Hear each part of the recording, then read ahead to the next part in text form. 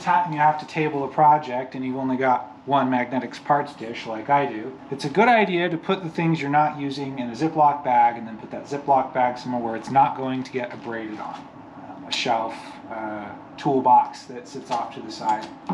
Since these Ziploc bags, while they're a mechanic's best friend, are also pretty fragile, and if the stuff inside them shuffles around a whole bunch, there's a pretty high probability that eventually you're going to wear through the bag and then get lost wandering around somewhere that they were never intended to be. So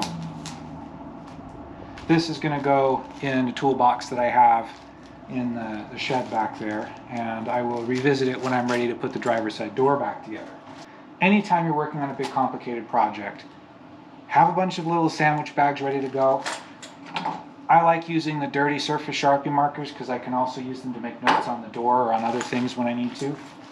And you basically just take it one step at a time, do a project. If you have to move that project for any reason, bag the parts.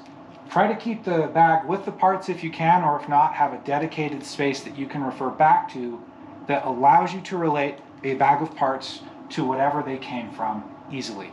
Because if you end up tabling something over the winter, for example, and you come back 4.5 months later, if these bags aren't labeled, you're not going to remember where they go.